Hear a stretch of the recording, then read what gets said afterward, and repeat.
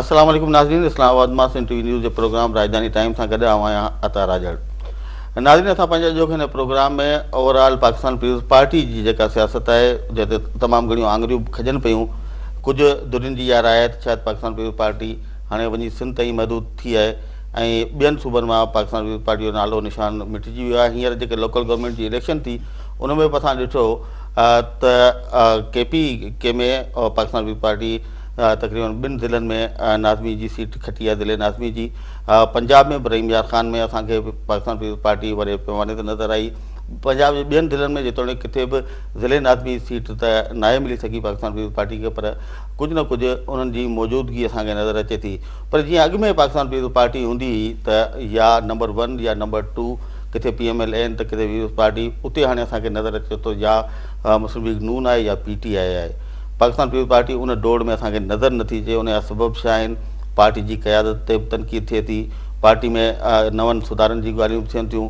इहे सभु इशूज़ असां डिस्कस कंदासीं पंहिंजे अॼोके हिन प्रोग्राम में। ऐं असांखे जॉइन कयो आहे पाकिस्तान पीपल्स पार्टी जे तमामु सीनियर अॻूणे वफ़ाक़ी वज़ीर साईं नवीद कमर साहिबु। साईं तव्हांखे भलीकार चऊं था।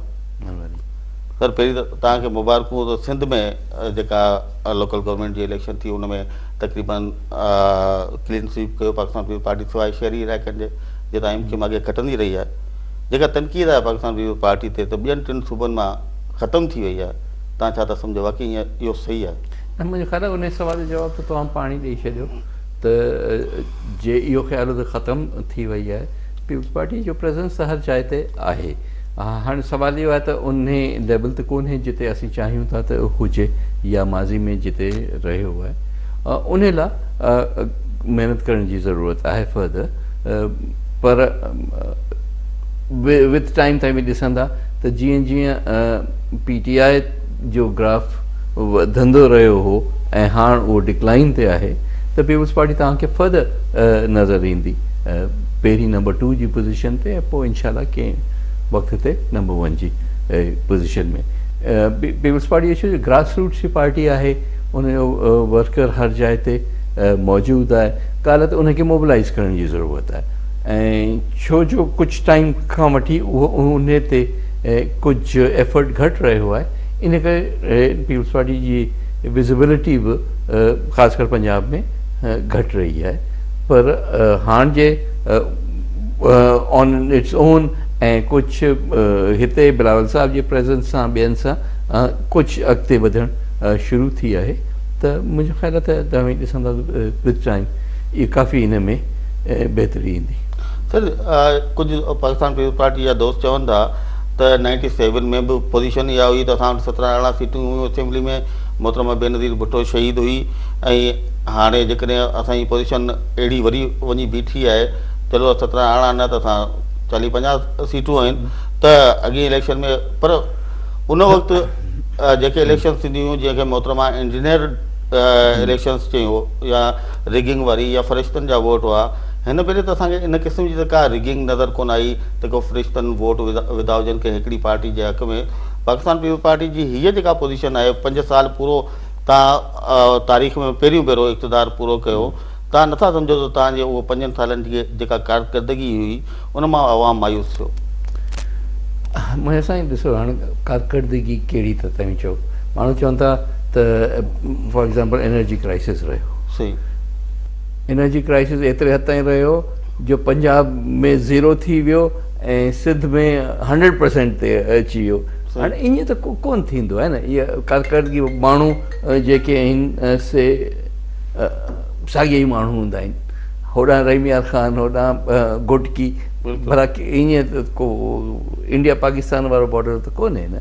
सो ज़ाहिर आहे कि हिन जी एक्सप्लेनेशन वधीक जेका कॉम्प्लेक्स आहे। ईअं सिंपली चई छॾणु त कारकर्दगी कोन हुई, कारकर्दगी कोन हुई त सभिनी लाइ हुई, न हुई त कंहिंजे लाइ बि कोन हुई। ऐं इन करे उहा सोच जेका आहे सा ग़लति आहे। हाणे तव्हां चओ था ख़ासि कर नेशनल इलेक्शन्स जी आउं ॻाल्हि कंदुसि त इंजीनियर्ड कोन हुआ, आउं कोन हुन सां एग्री कंदुसि। बिल्कुलु इंजीनियर्ड इलेक्शन्स हुयूं ऐं सोचे सम्झी हर पार्टी खे पंहिंजे सूबे ते महदूद रखियो वियो हो। हाँ उन मेथडोलॉजी खणी मुख़्तलिफ़ हुजे, मुख़्तलिफ़ माण्हुनि जे थ्रू या जुडिशरी जे थ्रू या आरओ जे थ्रू या जेको बि तव्हां चओ, पर डेफिनेटली देयर इज़ एविडेंस कि ईअं कोन हो त जीअं अवाम चाहियो तीअं ई रिज़ल्ट साम्हूं आहे। सर जेकॾहिं ईअं हुयो त पोइ तव्हां पाकिस्तान तहरीक इंसाफ़ जेका एॾी वॾी जदोजहद कई दांधलियुनि जे ख़िलाफ़, पोइ तव्हां उन्हनि सां गॾु बीहण जे बदिरां मुस्लिम लीग नून सां गॾु छो बीठो? न, मुस्लिम लीग नून सां बीहण जी ॻाल्हि त डेफिनेटली कान्हे, पर हा इहो ज़रूरु आहे त असां पहिरीं ई चयो त ॾिसो असांखे हमेशह इहो PTI इमरान ख़ान जी एतिरो न एक्सपीरियंस आहे ऐं न ई हुनजो विज़न आहे त हू इन्हनि ॻाल्हियुनि खे सम्झण त छा इहो की हिकु ॻाल्हि खे इन पॉइंट ताईं वठी वञिजे त सॼो सिस्टम जेको आहे सो ख़तमु थी वञे, डिस्टेबलाइज़ थी वञे ऐं पोइ उन मां छा थो निकिरे, शायदि हुनखे इहा बि उमेदु हमेशह हूंदी आहे त उन मां जेका बि शइ निकिरंदी उहा मुंहिंजे हक़ में वेंदी। पीपुल्स पार्टी कॾहिं बि इहो कोन सोचियो आहे त इन गेम में त सॼो सिस्टम बंजरा थिए त उन में पीपुल्स पार्टी या अवाम खे को फ़ाइदो थींदो। इन करे जंहिं बि क़िस्म जूं इलेक्शन्स थियूं, जहिड़ो बि हुनजो रिज़ल्ट आंदो वियो साम्हूं, पीपुल्स पार्टी उनखे एक्सेप्ट कयो। इहो फ़र्क़ु डेफिनेटली आहे हुननि जे व्यू पॉइंट में ऐं असांजे व्यू पॉइंट में। अच्छा सर, तव्हां जेका 5 साल मफ़ाहिमत जी सियासत कई, जेका मोहतरमा बेनज़ीर भुट्टो शहीद विजन ॾेई वई, उहा मफ़ाहिमत जी सियासत तव्हां सम्झो था त मुस्लिम लीग नून जो ई 3 साल आहे, उहा कंटिन्यूटी हले पई, या उहा सियासत तव्हांजे दौर जे ख़ात्मे सां मफ़ाहिमत बि ख़तमु थी वई? न, मफ़ाहिमत त बल्कि कंटिन्यू कयो, छो जो ओनस जेको हूंदो आहे सो हमेशह ऑपोज़िशन ते हूंदो आहे ऐं उन में जेतिरो एफर्ट मुस्लिम लीग असांजे दौर में कयो उन खां घणो वधीक असां हिन जे दौर में ज़रूरु कयो आहे। हिन में डायरेक्टली हमला थिया पार्लियामेंट ते ऐं उन हिसाब सां उन्हनि खे वधीक ज़रूरत बि हुई त उन्हनि खे स्ट्रेंथन कयो वञे। हाणे उन जो ज़रूरु शॉर्ट टर्म इहो नुक़सानु आहे जो माण्हू चाहिनि था त हुकूमत जो जेको आहे सा असीं बंदा करियूं, उते खणी बि ताबड़तोड़ हमला करियूं।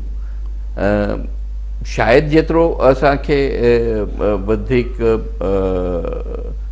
ऑपोज़िशन वारो रोल क्लियरली साम्हूं थी करे ॾेखारणो हो, शायदि ओतिरो न थियो हुजे जीअं अवाम जी एक्सपेक्टेशन लेवल, ख़ासि करे पंजाब जे अवाम जे एक्सपेक्टेशन हुई, त उहो ज़रूरु थियो।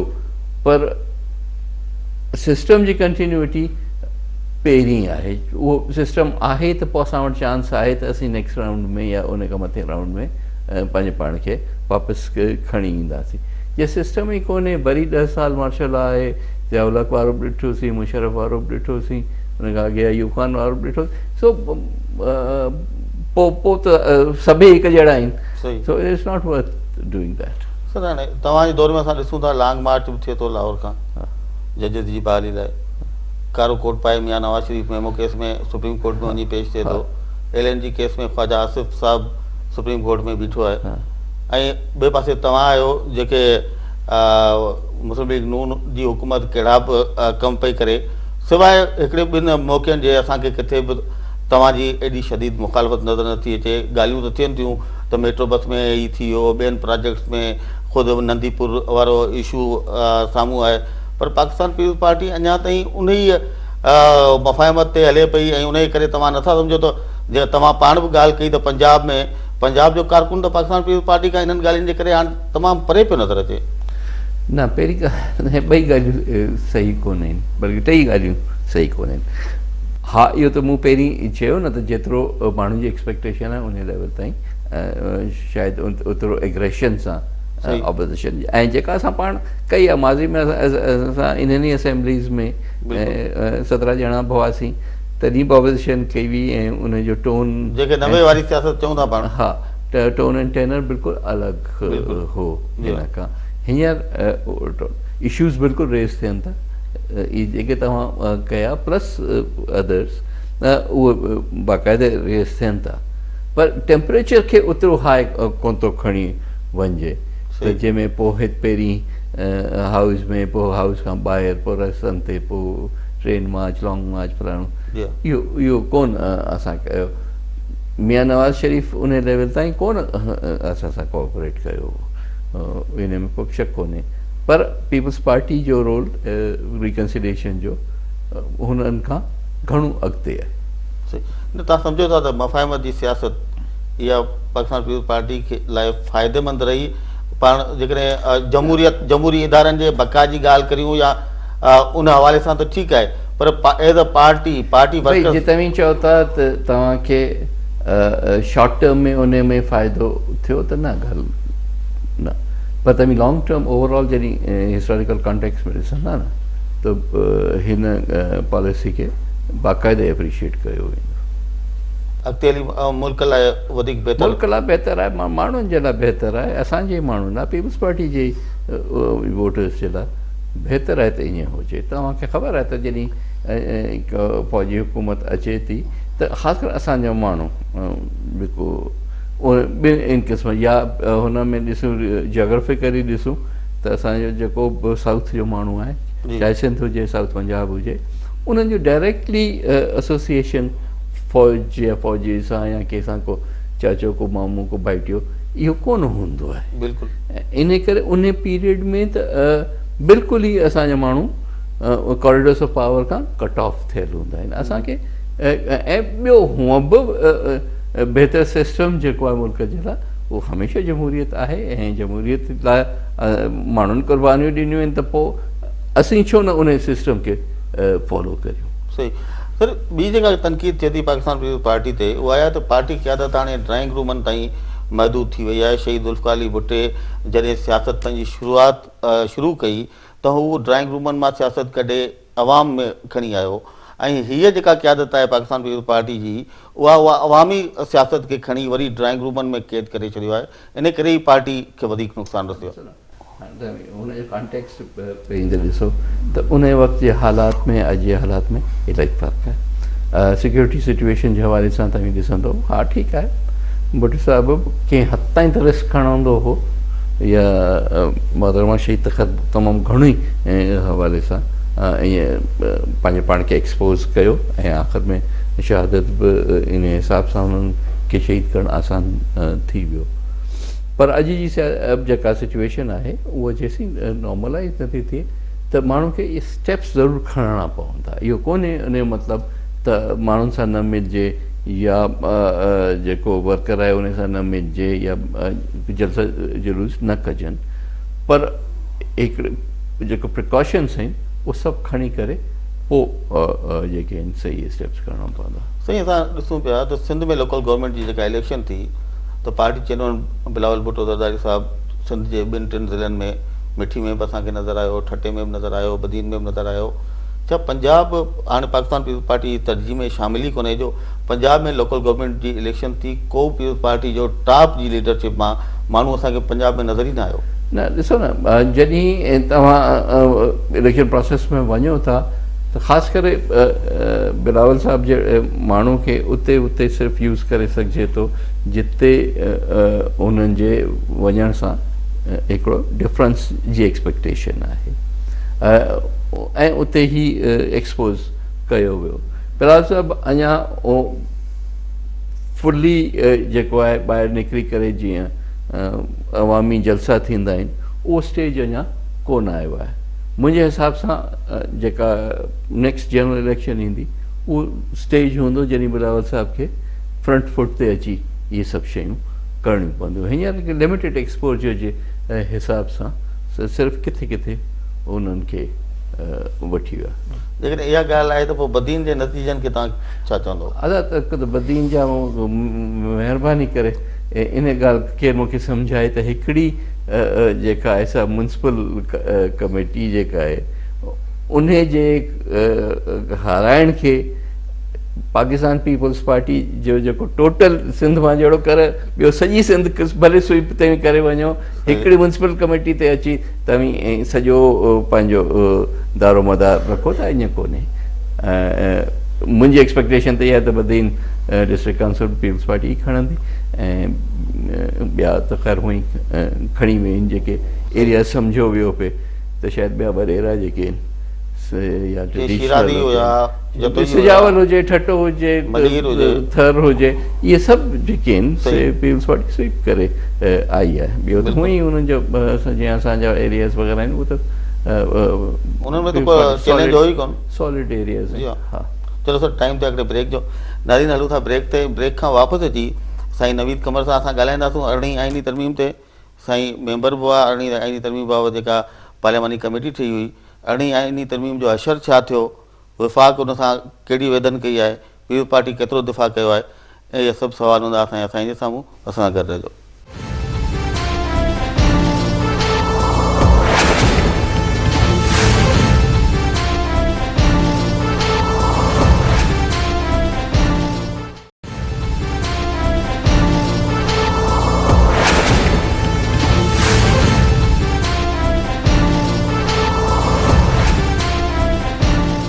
नाज़रीन प्रोग्राम में ॿीहर भलीकार।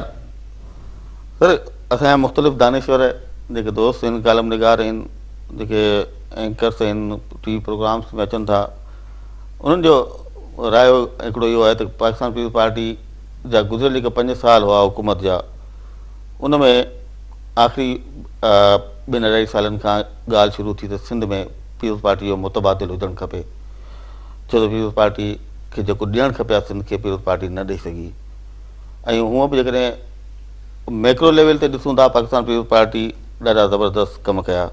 माइक्रो लेवल ते जेकॾहिं हेठि ॾिसूं वञी शहरनि जी जेका सूरत हाल आहे, उते करप्शन आहे, बदउनवानी आहे, तइलीम, सिहत, ॿिया इशूज़ जेके आहिनि, तव्हांखे महसूसु नथो थिए त वाक़ई पाकिस्तान पीपल्स पार्टी खे जेको 5 सालनि जो इक़्तिदार पहिरीं मिलियो, 3 साल हाणे मिलियो, जेको सिंध जे आवाम खे ॾियणु खपे आहे, पाकिस्तान पीपल्स पार्टी ॾेई सघी आहे हिननि 8 सालनि में?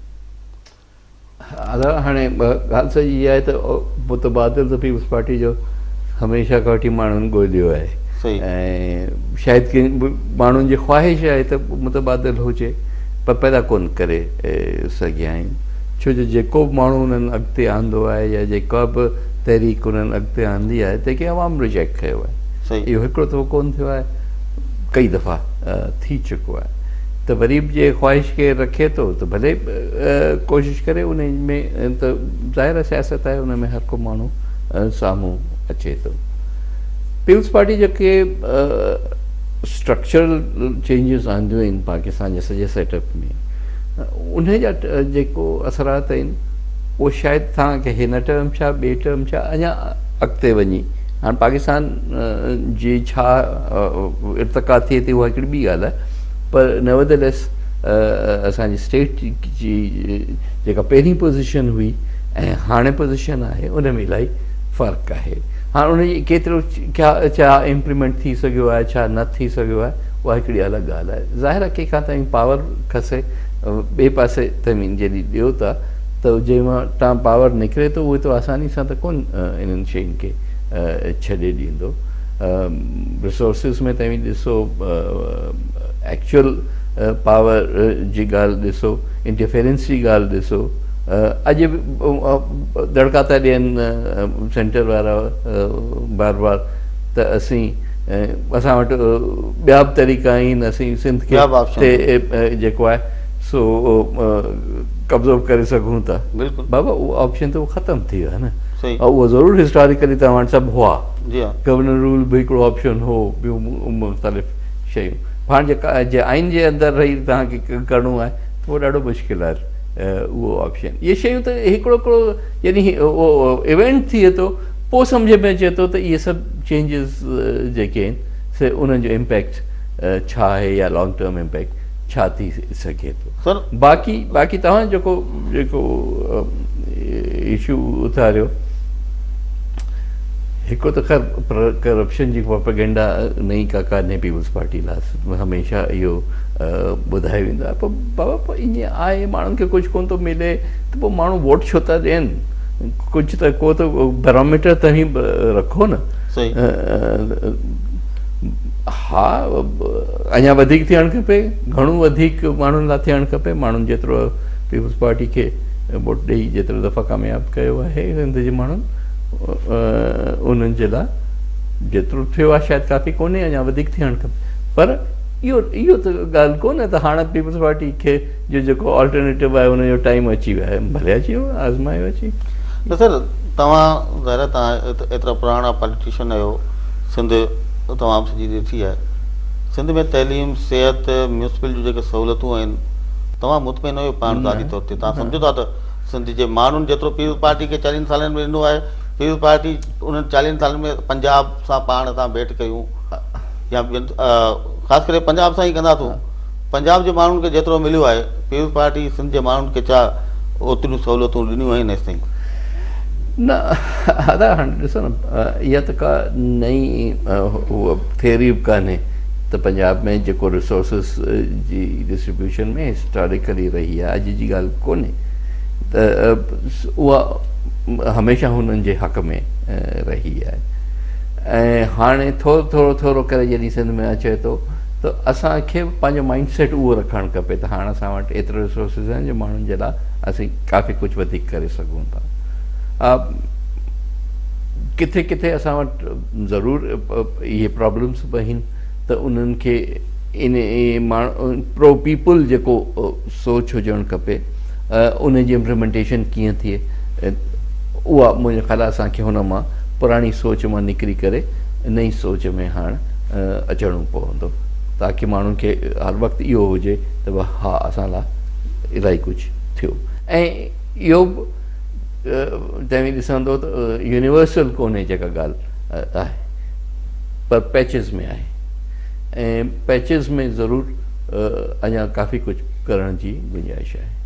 सर, हाणे ईंदासीं अरिड़हीं आइनी तरमीम ते। तव्हां मेंबर हुयो कमेटी जा, उहो सॼो जेको दस्तावेज़ आयो, सभिनी पार्टियुनि जे मेंबरनि जा के न के कमेंट्स असांखे नज़र आया, सवाइ पाकिस्तान पीपल्स पार्टी जे मेंबरनि जे। ॿोली जो तमामु वॾो इशू हो, सिंध जे माण्हुनि जो इहो तव्हां ते हिकिड़ो केस आहे त तव्हां ॿोलियुनि वारे इशू ते सिंध जे माण्हुनि जी जेका दिलि जी तमन्ना हुई त सिंधी ॿोली खे बि ॿियनि ॿोलियुनि वांगुरु क़ौमी ॿोली जो दर्जो ॾिनो वञे, जेके ॿोलियूं हुते ॻाल्हायूं थियूं वञनि चइनी सूबनि में, ॿियनि पार्टियुनि जे मेंबरनि ज़रूरु उथारियो, पर तव्हां जे पारां इन क़िस्म जो को नोट बि असांखे नज़र नथो अचे, ऐं नई वरी ओवरऑल अरिड़हीं आइनी तरमीम में इन क़िस्म जी का पेशरफ़ थी सघी? हाणे पहिरीं ॻाल्हि त इहा त पीपल्स पार्टी गवर्नमेंट हुई ऐं बेसिक ड्राफ्ट पीपल्स पार्टी जो हो, सही, ऐं उन खां डिसेंट जे कंहिं कयो थिए त उन पंहिंजो नोट ॾिनो थिए न, सही, चेयरमैन ब्रदर रवानी हो ऐं असीं उन में मेंबर्स हुआसीं, त उन में नोट ऑफ डिसेंट गवर्नमेंट खे ॾियणु जेको आहे सो मुनासिबु ॻाल्हि त कोन हूंदी आहे न। नोट ऑफ डिसेंट हमेशह जेके या ऑपोज़िशन या नंढियूं पार्टियूं या जेके पंहिंजो व्यू पॉइंट जेको आहे सो हुन ते प्रिवेल कोन कराए सघियूं आहिनि त उहे नोट ॾींदियूं आहिनि। So as far as that issue is concern मुंहिंजे ख़्याल हिन में क्लैरिटी आहे। ऐं असां पाण डिस्करेज पिया कयो माण्हुनि खे त बाबा तव्हां न ॾियो इहे नोट्स, इन खे नोट ऑफ डिसेंट वारो लफ़्ज़ तव्हांखे कोन नज़र ईंदो, ठीकु आहे न, रुगो हुननि पंहिंजो व्यू पॉइंट रिकॉर्ड ते इन मां माना पोइ सम्झणु खपे त पाकिस्तान पीपल्स पार्टी इहा इन मौक़िफ़ जी आहे त इन्हनि ॿोलियुनि खे जेके हिते जी असुल क़ौमूं आहिनि। वेट आउं इन जवाब ते अचां थो, ठीकु आहे न। ऐं पहिरीं त ओवरऑल सॼी अमेंडमेंट ते जेके कमेंट्स हुआ ऐं उन्हनि जी ॻाल्हि थो करे, सही, ठीकु आहे।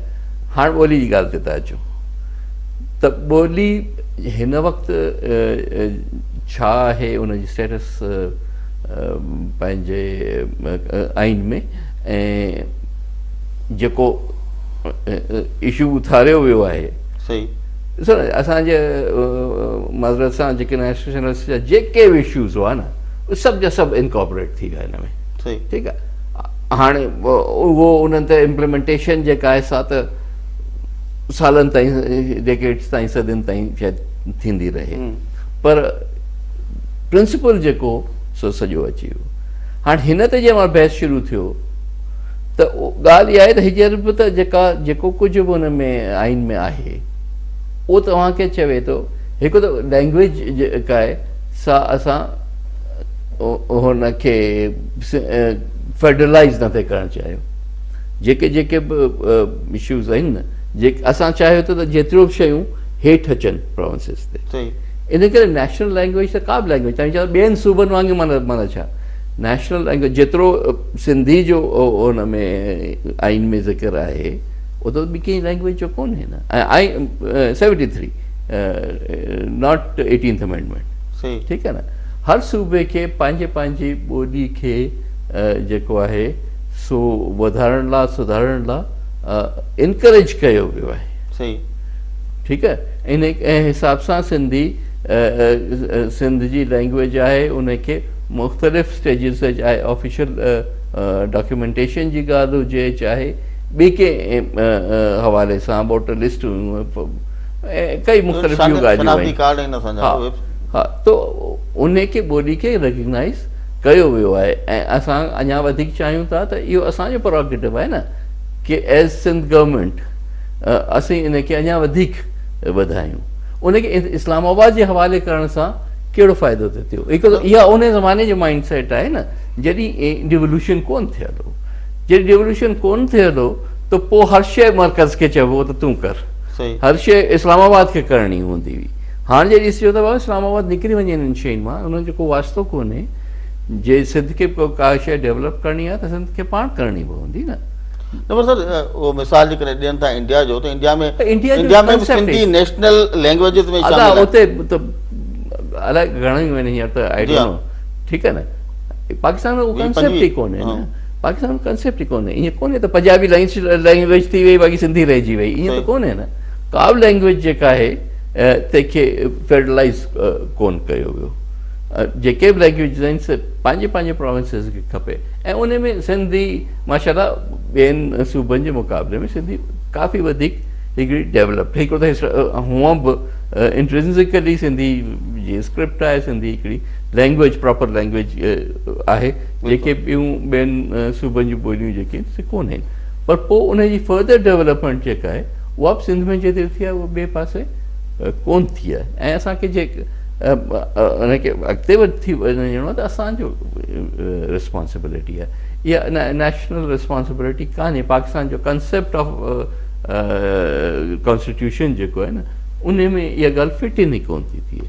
अच्छा त तव्हां डेवल्यूशन जी ॻाल्हि था कयो. ज़बरदस्त इनकलाबी क़दम हो. 18 आईनी तरमीम तव्हां आंदी. कंकरन लिस्ट ख़तमु कई ऐं फेडरल लिस्ट में बि तमामु घणा सब्जेक्ट तव्हां विधा जेके CCI जे मातहत थी आहे. तव्हांखे यादि हूंदो जॾहिं तव्हां 18 आईनी तरमीम आंदी तॾहिं बि वफ़ाक़ी सतह ते 40 या 42 वज़ारतूं ऐं डिवीज़नूं हुयूं.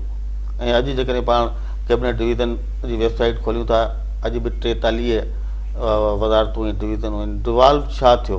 कहिड़ियूं शयूं सूबनि खे वयूं ऐं विफ़ाक़ वरी इहो सभई शयूं ॿियनि नालनि ते खयो वेठो आहे?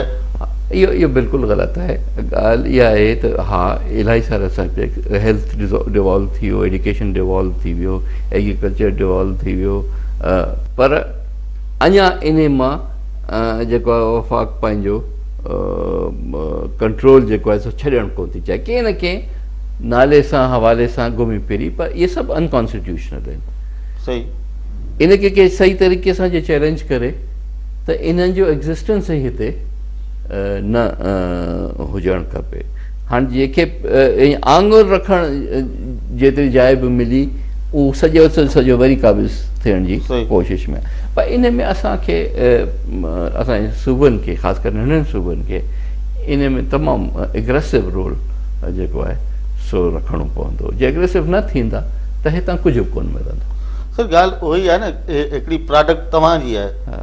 उन जे तव्हां ज़िक्र कयो त पाकिस्तान पीपल्स पार्टी गवर्नमेंट हिकिड़ी शइ ड्राफ्ट कई. पोइ उन ते ॿियनि जेके बि दुरियूं हुयूं उन्हनि पंहिंजा कमेंट्स ॾिना. कंहिं डिसेंट ॾिनो. कुझु मालिकी तव्हां कोन कंदो पंहिंजी शइ जी. तव्हां हिकिड़ी एॾी वॾी इनकलाबी शइ ॾिनी. सूबनि जी डिमांड हुई एॾनि सालनि खां. ख़ासि करे नंढा सूबा उहे चवंदा रहिया तव्हां मालिकी न कंदो. तव्हां वरी बि चओ था त हाणे वरी ॿियो को थर्ड पार्टी अचे जेका अची हिन शइ ते विफ़ाक़ सां अची जहिड़ो करे या आइन अदालतुनि में वञे या आइनी फोरम्स ते वञे.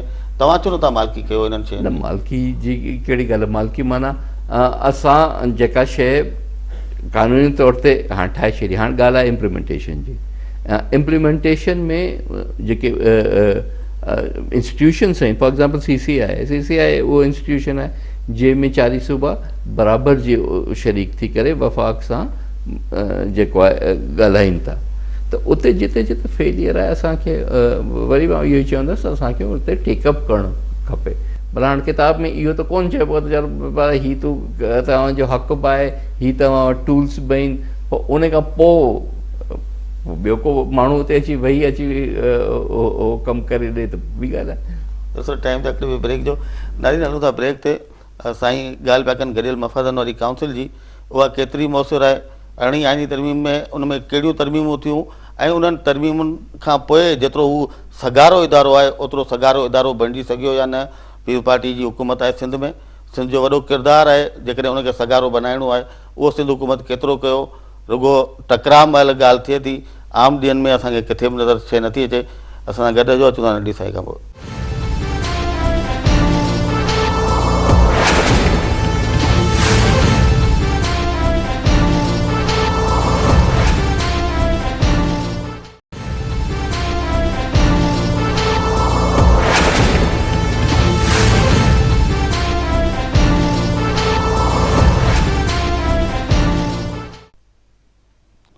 वेलकम बैक नाज़रीन।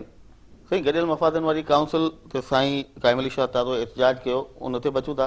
उन खां पहिरीं हिकिड़ी ॿी शइ, तव्हां आइन में इहो बाइंड कयो वफ़ाक़ी गवर्नमेंट खे त सूबनि जी जेका कोटा आहे उहा एसि ताईं जेके बि सूबा नज़रअंदाज़ थिया आहिनि उनखे कोटा खां घटि जिन खे मिली आहे पहिरीं उहो तव्हां बराबरि कंदो, उनखां पोइ वरी अॻियां ॿियूं मुलाज़मतूं ॾिनी वेंदियूं। इन हवाले सां मजलिस शूरा मां पार्लियामेंट मां हिकिड़ो कानून पास थींदो। अरिड़हीं आईनी तरमीम खे मुंहिंजे ख़्याल में पास थिए चोथों 5 साल आहे। अहिड़ो हिकिड़ो कानून बि अॼु ताईं मंज़ूर नाहे कयो क़ौमी असेंबली, केतिरे हद ताईं पार्लियामेंट संजीदा आहे? 18th अमेंडमेंट में अहिड़ी का ॻाल्हि कोन हुई त जेको पास्ट कोटास कोन पूरियूं थींदियूं आहिनि उहो ओवरऑल जीअं हाणे असां बलूचिस्तान जो हो पैकेज जेको उन में इहा ज़रूरु ॻाल्हि हुई त बलूचिस्तान खे छो जो पास्ट में तमामु घणियूं उन सां ज़्यादतियूं थियूं आहिनि ऐं कोटास कोन पूरियूं थियूं आहिनि त उहे सभु जेके आहिनि अफर्मेटिव एक्शन तहत उहे सभु उन्हनि खे पूरियूं थींदियूं ऐं उन उसूल जे तहत ॿिया सूबा बि इहो कुझु क्लेम करे सघनि था। त पर से का अहिड़ी लेजिस्लेशन कोन्हे जेका थियणी हुई जेका कोन थी आहे। जे थियणी हुजे त उन ज़माने में ई उहा थी वञे हा। पर ॾिसो न कंसेप्ट असां कॉन्स्टिट्यूशन जो चेंज कयो। सही, पहिरीं हर शइ हिते थींदी हुई, इस्लामाबाद में थींदी हुई, वफ़ाक़ कंदो हो ऐं सूबा जेके आहिनि से पोइ ईअं ग़रीब माण्हुनि वांगुरु उन्हनि जे पोयां पोयां डोड़ंदा हुआ।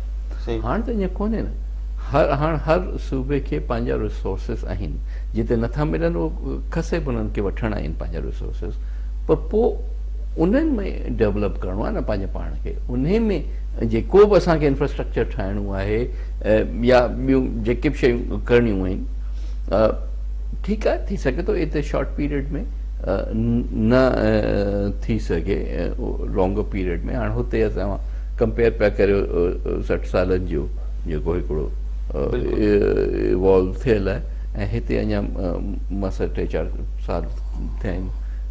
सो उहो बेस जेको आहे उहो क्रिएट थियण में थोरो घणो टाइम लॻंदो, पर असांखे जेसीं असीं पंहिंजो माइंड नथा चेंज करियूं, बाबा हाणे असीं ख़ुदि मुख़्तार आहियूं ऐं सभु कमु असांखे पाण करिणो आहे, असांजी डिपेंडेंस हाणे कान्हे, सही, त पोइ असांखे उन में मुश्किलातूं कोन थींदियूं। डिपेंडेंस वारो माहौल आहे। अनफॉर्चुनेटली इहो सिर्फ़ु सिंध जो कोन्हे, इहो सिंध बलूचिस्तान ॿिन्ही में तव्हांखे तमामु घणो नज़र ईंदो, अञा केपी में कुझु घटि।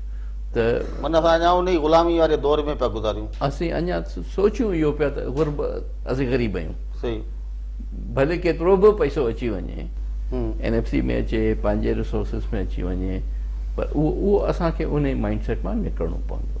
हाणे फॉर एग्ज़ाम्पल रिसोर्सिस जी ॻाल्हि आहे न, रिसोर्सिस में अॼु ॾिसो गैस खे ॾिसो, अॻे हुअं 258 में असां वटि इहो पावर्स हुआ त जेको गैस सिंध मां निकिरे त पंहिंजी सिंध खे मिले, पोइ बचे थो त पोइ ॿियनि सूबनि में वञे। हाणे अॼु असीं ॾिसूं था त पाकिस्तान हिकिड़े ॿिए तरीक़े सां नेचुरल रिसोर्स आणे पियो जेको ॿाहिरां खां पिया अचनि, बिल्कुलु, चाहे LNG हुजे, चाहे ईरान पाइपलाइन हुजे, चाहे टैपी हुजे, टिनी सोर्सिस खां।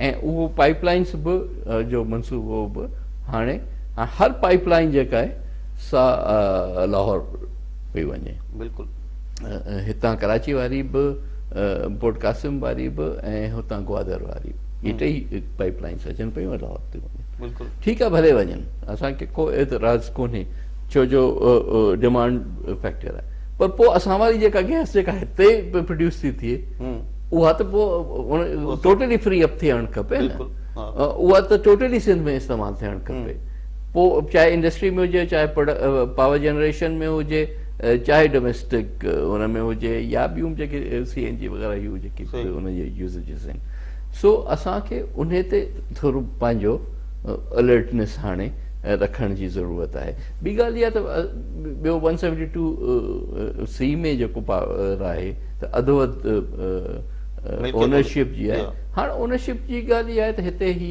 ब्लॉक्स ॾींदा वञनि छो पुराणो जेके थी वियासीं त थी विया पर फ्यूचर लाइ त चयो वियो न त भई जेके बि थींदा हाणे हुनजी इक्वल ओनरशिप आहे त हिकिड़ी शइ तव्हांजी मुंहिंजी 50-50 आहे हाणे आउं वञी अकेले से पाण विकिणी अचां तव्हां खां पुछो तव्हांखे चयो त हा भाउ तव्हांखे आउं विकिणी आयो आहियां बसि अरे ईअं कीअं थींदो तव्हां उनखे इंस्टीट्यूशनल सेटअप ठाहिणो आहे तव्हांखे उहो गॾिजी करे इहे फ़ैसिला करणा आहिनि तव्हांखे ए जे बजाए बी खे इहा शइ ॾियणी आहे ऐं चवां त न मुंहिंजी पावर आहे ऐं ए खे ॾेई थो छॾियां पोइ छा थींदो त इहे इंस्टीट्यूशनली असांखे इहे शयूं करणियूं आहिनि न सिर्फ़ु CCI में बल्कि ख़ासि अलॻि इंस्टीट्यूशन ठाहिण जो कंसेप्ट हो त इहो हिकिड़ो हिते अथॉरिटी हूंदी जंहिंमें चइनी सूबनि जा मेंबर्स हूंदा गवर्नमेंट जा ऐं उहे गॾिजी करे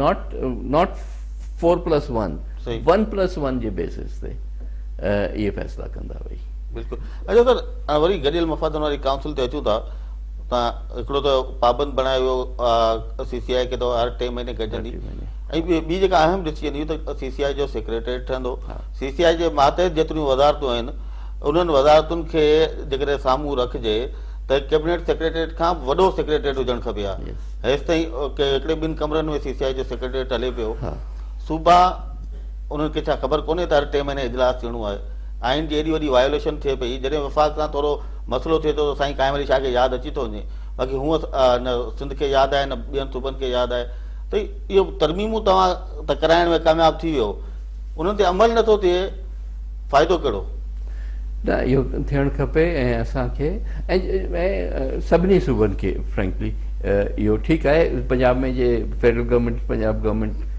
हिकिड़े पासे आहिनि या कंहिं हद ताईं बलूचिस्तान गवर्नमेंट बि उन्हनि सां गॾु आहे त ॿियूं जेके हुकूमतूं आहिनि उन्हनि खे त डेफिनेटली इन ॻाल्हि ते अलर्ट हुजणु खपे जे आहिस्ता आहिस्ता करे इंक्रोच कंदा विया फेडरल गवर्नमेंट त वरी असीं ज़ीरो ते अची वेंदासीं इन करे असांखे नंढी नंढी वायलेशन खे बि इमीडिएटली टेकअप करणु खपे ऐं हीअ नंढी वायलेशन कोन्हे त हाणे 9 महीना थी विया आहिनि जो CCI मीटिंग कोन थी आहे ऐं इन करे असां त ख़ैर नेशनल असेंबली में बि हिनखे रेज़ करियूं पिया सेनेट में बि इहो प्रोबेबली रेज़ थींदो पर अल्टीमेटली उन जो जेका रिस्पॉन्सिबिलिटी आहे उहा सूबनि में थी अचे ऐं सूबनि खे खपे त इन्हनि शयुनि खे छो फ़ैसिला थी था वञनि फ़ैसिला ECC में थियो था वञनि पोइ बाबा ECC जो पावर ई कोन्हे जेके बि इकोनॉमिक मिनिस्ट्रीज़ आहिनि सभु जो सभु CCI में अची वियूं आहिनि ECC कीअं थी उन्हनि ते कंट्रोल पंहिंजो हलाए ऐं कीअं थी उन में फ़ैसिला करे वठे आई डोंट अंडरस्टैंड